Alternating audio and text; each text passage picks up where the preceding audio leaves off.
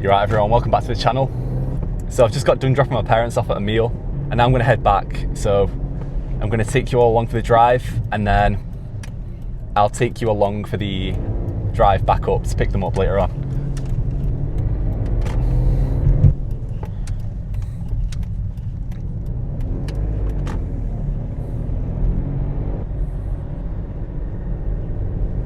What car was that? Looked like a Japanese import, whatever it was. If anyone knows, let me know in the comments. So yeah, like I said, just dropped my parents off. And one of the things that people complain about when it comes to being a new driver is that once you've got your license, people will start expecting lifts and stuff off you. But I really don't get why people complain about that. Because, like, if you're like me and you enjoy driving, then giving someone a lift is just a great excuse to get out and drive.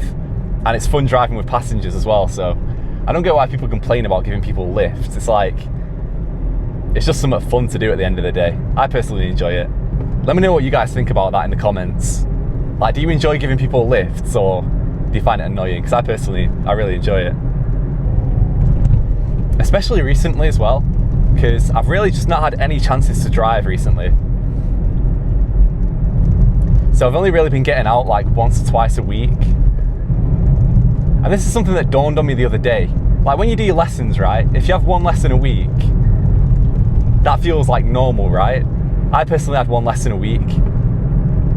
And you just sort of pick up from where you left off every lesson. But now that I've got my own car and I'm driving, if I don't drive for a week, I feel like so rusty. I feel like I've got to teach myself the basics, like, especially when it comes to moving off. Because if I don't drive for a little while now, I kind of struggle to like find the right balance when I'm moving off for a little bit. Can anyone else relate to this, or can you just like pick straight back up from where you left off every time?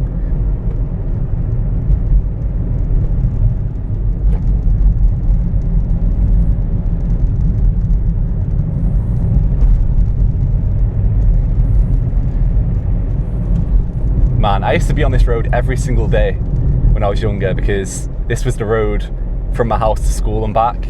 So if I was going this way, then I'd be getting the bus home from school, and in the mornings as well, I'd be going the way that I just came, so going back up that way. In the mornings, my mum used to go out of her way to give me a lift. Like, her work's like all the way the other direction, but she used to drive all the way up here to drop me off, then turn back and drive all the way back up to work. When you become an adult, and especially once you start to learn to drive, you really start to appreciate these things. Obviously I appreciate it at the time, but you don't realise the effort that goes into it. Like knowing that my mum did basically the route that I've just done and came back this way every single day just to drop me off to school when she could have just sent me on the bus like pretty much every other kid. It's just one of them things that you become really appreciative of as you get older, especially.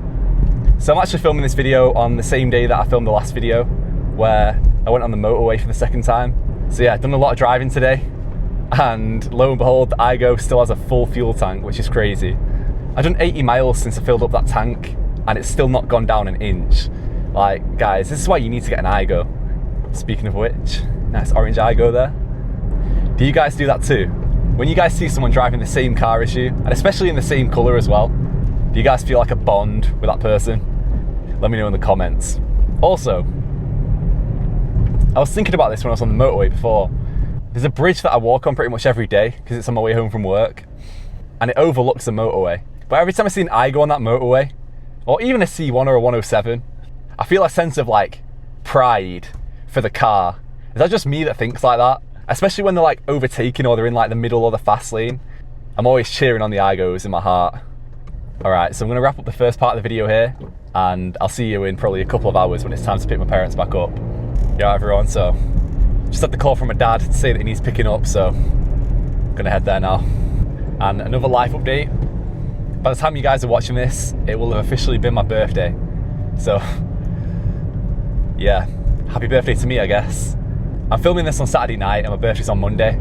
So, yeah, be sure to smash that like button as a birthday present to me. Nah, I'm playing. Any of you guys got a birthday coming up? Let me know so I can wish you a happy birthday.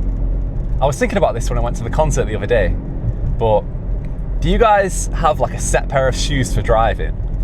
because I have a few pairs of shoes, but I have one pair in particular that I just wear for absolutely everything. And they are what I'm wearing right now. I don't know if you can see them. New Balance 993. They're just like the comfiest shoes ever made. And I was thinking about like all the stuff that I've done in these shoes when I was at that concert the other day. Like, I got them as a Christmas present. And since then, like, they've been with me to like different countries. You know, I passed my driving test in these. But then it dawned on me that these are like the only shoes that I ever drive in. And New Balance, you know, they're great shoes for driving. If you've seen Initial D, then you know. But yeah, man, I love these shoes so much.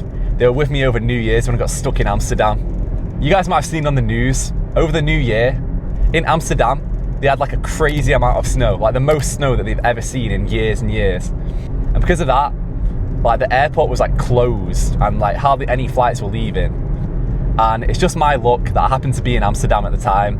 So we were in the airport trying to fly home and our flight got cancelled. And EasyJet rearranged our flight for another flight, which was 2 days later, which was the soonest it could get us home. And they booked us a temporary accommodation. So yeah, another 2 days passed and we went back to the airport and that flight got cancelled as well. So then they rescheduled us for another flight, which was in another 2 days. And they put us up in a different hotel. And they only paid for one night, by the way. So I had to pay for the second night in this hotel. So another day passes and it's the night before. We're meant to be flying home the next morning. Third time lucky, you know? No, because that flight got cancelled again. At least with that one, they told us before we went all the way to the airport. Because the second time it got cancelled, it was snowing so bad that none of the trains were running and there were no taxis at all. And this is how desperate we were. Some dodgy guy pulled up to us on the side of the road and said, I'll take you to the airport for 100 euros. So we split it 2 ways with this random Danish couple and went all the way to the airport.